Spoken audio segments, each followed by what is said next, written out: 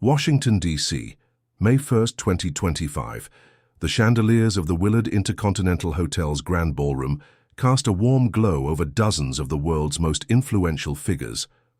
The 2025 Global Resources and Development Summit had drawn multinational CEOs and African diplomats to Washington, D.C. during cherry blossom season. Among the attendees stood Captain Ibrahim Traoré, the 37-year-old transitional president of Burkina Faso, dressed in a simple dark suit rather than his customary military fatigues. Since taking power in September 2022, Traoré had embraced a staunchly Pan-Africanist position, nationalizing gold mines previously operated by Canadian and French companies and establishing closer ties with Russia. President Traoré's visit marks his first official trip to the United States since taking power, explained Dr. Aminata Touré, 62, former Prime Minister of Senegal, and now a senior fellow at Georgetown University. It signals either a potential diplomatic opening or a calculated move to gauge Western reaction to the Sahel Alliance's increasing autonomy. Across the ballroom, Eleanor McCoy, the 58-year-old CEO of Coraxis Energy, a Houston-based oil conglomerate with a market capitalization of $87 billion, was engaging in animated conversation with Commerce Secretary Gina Raimondo, 53. Coraxis had recently secured exploratory rights in Ghana and was lobbying for sanctions relief on Sudan to access that country's reserves. What happened next would be recounted by multiple witnesses, including James Kirby, a correspondent for Bloomberg, who was standing nearby. "I noticed President Traoré standing somewhat alone near the refreshment table," Kirby later told CNN. "McCoy appeared to be looking for someone and seemed in a hurry." According to Kirby and three other witnesses, McCoy approached Traoré, apparently mistaking him for hotel staff or a junior aide. "Excuse me," she said, "can you point me to the Burkinian delegation? I need to speak with someone in charge about their new mining regulations." When Traoré didn't immediately respond, perhaps due to the incorrect terminology, as Burkina Faso citizens are Burkinabe, not Burkinian, McCoy's tone sharpened. "Look, I don't have time for this. Your people are standing in the way of business that could help your economy. Just point me to whoever's in charge," she said, already turning away. The exchange was brief, but the tension was palpable, as Traoré, calm and composed, replied in perfect English. "Madame, I am Captain Ibrahim Traoré, President of Burkina Faso, and you are standing in the way of our sovereignty." The room fell silent. McCoy's face registered shock, then embarrassment, as she attempted to recover. "Mr. President, I apologize for the confusion. I'm Eleanor McCoy, CEO of Coraxis Energy. Perhaps we could schedule a proper meeting." Traoré regarded her with a steady gaze. "I believe we have nothing to discuss, Ms. McCoy. Your company's record in Nigeria speaks for itself." U.S. Under Secretary of State for African Affairs Molly Fee, 62, quickly intervened, escorting McCoy away while an aide approached the Burkinabe delegation. "It was one of those moments where everyone knew they'd witnessed something significant," said Ababu Namwamba, 49, Kenya's Cabinet Secretary for Foreign Affairs. The power dynamic in that room shifted in an instant. Washington, D.C., May 2, 2025, by 10 a.m. The following morning, a blurry smartphone video of the exchange had been posted to social media, garnering hundreds of thousands of views. The Burkina Faso embassy hastily announced a press conference. The small briefing room, designed for perhaps 30 journalists, was crammed with over 100 representatives from major news organizations worldwide. At precisely 10:30 a.m., President Traoré entered, flanked by Foreign Minister Olivier Ruamba, 57, and Defense Minister Colonel Kassoum Koulibaly, 44. Dressed in a tailored navy suit with the Burkinabe flag pin on his lapel, Traoré appeared composed and determined. Foreign Minister Ruamba spoke briefly in French before introducing Traoré, who approached the microphone with military bearing. He began in Mooré, a gesture to his countrymen watching back home, before continuing in French and then English. "Yesterday's encounter was not about one individual or one company," he began. "It was a perfect illustration of the systemic disrespect that African nations continue to face in the international arena. What followed was a 15-minute address that The Atlantic would later describe as the most significant articulation of Pan-African economic philosophy since Thomas Sankara addressed the Organization of African Unity in 1987. The people of Burkina Faso live above some of the richest gold deposits in West Africa, he noted. Yet our people remain among the poorest on earth. This contradiction is not a natural law. It is the result of deliberate policies designed to maintain a global hierarchy. Traoré addressed his government's controversial decision to nationalize French and Canadian gold mining operations. We have been told that nationalizing our resources will scare away investors. We have been warned that rejecting IMF conditions will isolate our economy. But I ask you this, what good is investment if it enriches only foreign shareholders? What value is economic integration if it means perpetual subordination? His voice remained measured but grew more passionate. Burkina Faso remembers Thomas Sankara, who told us to dare to invent our future. Today, we dare to reclaim our resources. We dare to determine our own path to development. Traoré, then, addressed the Sahel region's security crisis, where jihadist groups had expanded their control. We have been fighting terrorism for a decade with limited resources. During this time, we watched as billions in mineral wealth left our countries. We observed how foreign military presence failed to improve security. This is why we have made difficult decisions to chart a new course. As he neared his conclusion, Traoré directly addressed energy companies seeking African resources. To Coraxis and all corporations operating in Africa, the rules have changed. We welcome partners, not predators. We seek investment that recognizes our sovereignty and delivers fair returns to our people. The days of signing away our birthright for minimal royalties are over. Then, in English for his final statement, Ms. McCoy could not recognize me yesterday because she was not looking for a partner or an equal. She was looking for someone to sign away my country's future. But Burkina Faso, indeed all of Africa, is now standing up and demanding to be seen. When asked if he would meet with Coraxis during his remaining time in Washington, Traoré was unequivocal. We will meet with any company prepared to respect our sovereignty. Based on Coraxis's history in the Niger Delta, I see little evidence of such respect. Within hours, Traoré Speaks Truth was trending globally, with clips of his speech shared extensively across social media. By early afternoon, Coraxis Energy's stock had dropped 3.7% as investors processed the implications. New York City, May 3, 2025, major newspapers featured Traoré's speech prominently.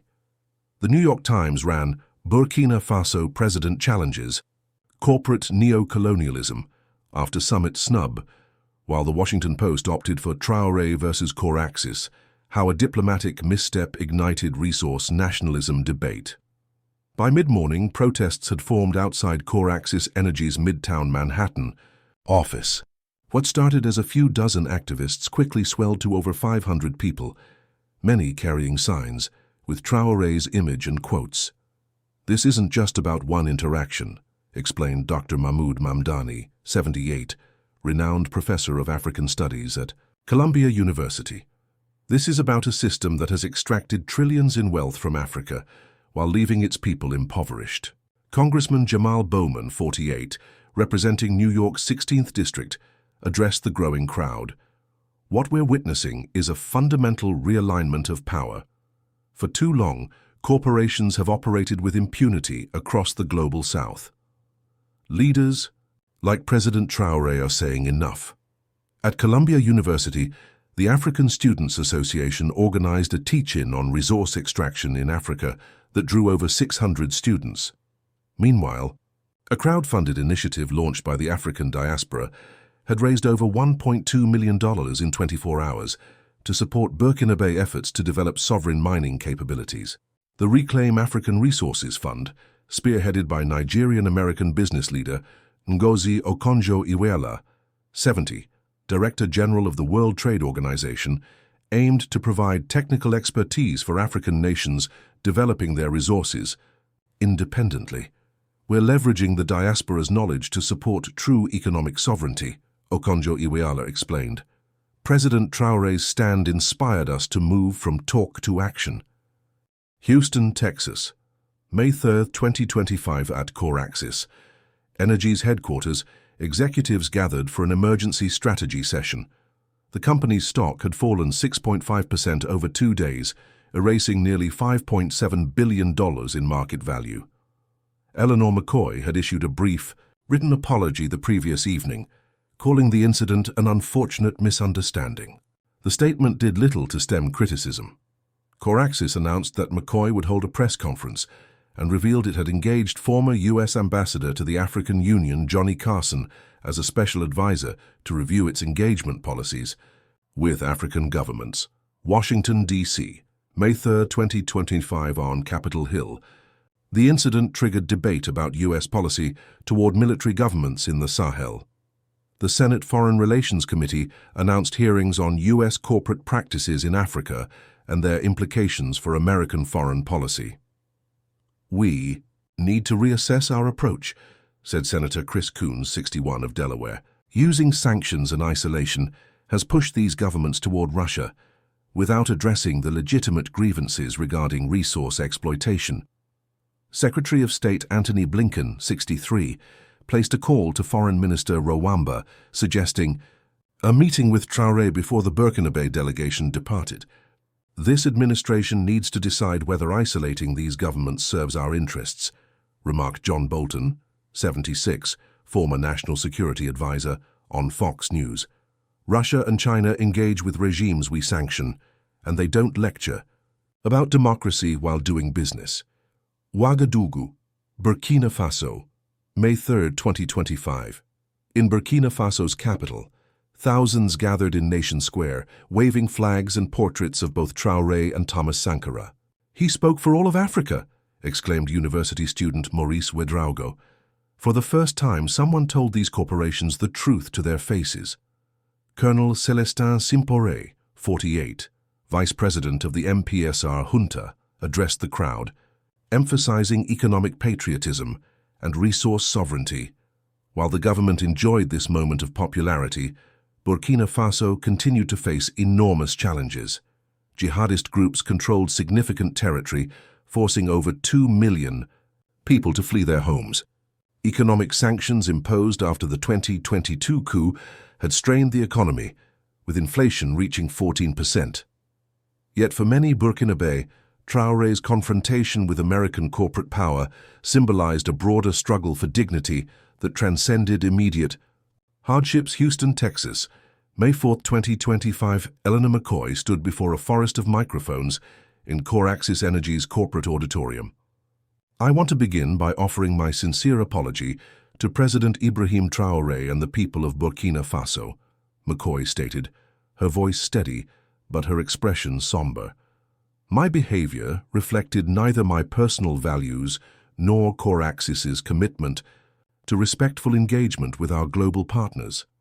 McCoy, who had built her reputation as a tough executive, appeared genuinely humbled. "This incident has forced us to confront uncomfortable truths about how we approach our relationships in Africa and other developing regions." She announced several actions: a review of Coraxis's profit-sharing arrangements with host countries, a $100 million fund for sustainable development initiatives, and her own decision to forfeit her annual bonus of approximately $12 million most. Significantly, McCoy announced that Coraxis would cease legal challenges to Burkina Faso's mining regulations and enter good faith negotiations based on the government's proposed terms. "We recognize that the world is changing, and our business model must evolve with it," she concluded. "Fair partnership means fair distribution of benefits." Wall Street responded positively to the decisive action, with Coraxis stock recovering 2.3% by market close. Washington, D.C., May 5, 2025, in an unexpected development. Secretary of State Blinken and President Traoré held a private meeting that extended to nearly 2 hours. Following the meeting, Blinken characterized the dialogue as frank, productive, and forward-looking, while emphasizing respect for Burkina Faso's sovereignty. Traoré offered measured remarks. "We seek partnerships based on mutual respect and mutual benefit." Today's discussion represents a positive step toward understanding each other's perspectives. Sources revealed that the conversation had covered Burkina Faso's security partnerships with Russia, the presence of Wagner Group personnel, and potential pathways for normalized relations despite the delayed elections. This meeting represents a significant shift, noted Ambassador J. Peter Pham, 53, former U.S. Special Envoy for the Sahel region. Traoré's moment in the spotlight seems to have prompted a recalculation of strategy. The Treasury Department announced a limited easing of restrictions on international financial institutions' engagement with Burkina Faso for projects related to food security and infrastructure. United Nations, New York. May 7, 2025, Burkina Faso's UN Ambassador Seydou Cinque requested an emergency session of the General Assembly to discuss equitable resource governance and economic sovereignty. The request, co-sponsored by 47 nations, including the entire African Union bloc, proposed creating a working group to develop new international standards for resource extraction agreements. What began as a personal affront has evolved into a substantive policy discussion. Noted Brazil's UN Ambassador Sergio França Danese, 69, French President Emmanuel Macron, 47, whose country had seen its influence in the Sahel diminish, struck a conciliatory note. We must listen to these legitimate concerns. The era of asymmetric resource agreements should give way to genuine partnerships. Global impact. May 8, 2025, mining and energy companies with significant African operations had collectively lost over $47 billion in market value as investors reassessed political risks. Coalition of 14 African nations announced the formation of the Sovereign Resource Development Forum, an intergovernmental organization aimed at sharing expertise and strengthening collective bargaining positions with multinational corporations. What we're witnessing is the acceleration of trends that were already underway, explained economist Dambisa Moyo, 56, author of Dead Aid and Winner Take All, China's Race for Resources. African governments have been increasingly assertive about resource governance, but Traoré's moment provided a catalyst that resonated globally. Ouagadougou, Burkina Faso, May 8, 2025, President Traoré returned to a hero's welcome. Thousands lined the route from the airport to the presidential palace, waving signs with slogans like "Dignity before gold" and "Sankara's worthy son." In a brief address, Traoré struck a tone of determined optimism. We have reminded the world that dignity cannot be measured in dollars. Burkina Faso will chart its own path, not in isolation, but as a sovereign nation open to partnerships built on respect. Behind this triumphant facade, however, the challenges facing Burkina Faso remained daunting. The security situation continued to deteriorate, with jihadist groups expanding their control despite Russian military advisors. Economic indicators remain troubling, with food insecurity affecting over 3.5 million citizens. The true test of Traoré's leadership will not be speeches in Washington, but delivering improvements for citizens, cautioned Dr. Lassane Ouedraogo, 54, professor of political science at the University of Ouagadougou. Sovereignty is meaningless if it doesn't translate into better lives for ordinary people. Nevertheless, even critics acknowledged that Traoré had achieved something significant on the international stage. A young leader from one of the world's poorest countries had shifted the global conversation about resource governance. Whether this leads to lasting change depends on what happens next, reflected Dr. Aminata Touré, 62. But Traoré touched a nerve that resonated far beyond Burkina Faso's borders. Some moments in diplomatic history take on symbolic importance beyond their immediate context. This may well be one of them. As night fell on Ouagadougou, street vendors sold T-shirts bearing Traoré's image alongside his words, "We welcome partners, not predators." For Ibrahim Traoré, the 37-year-old geology student turned soldier turned president, the challenge ahead was translating this moment of moral victory into tangible progress. For Eleanor McCoy and Coraxis Energy, it meant rethinking their approach to operating in a changing Africa. And for the global economic order, it represented another sign that the rules governing resource extraction were being rewritten, one confrontation at a time.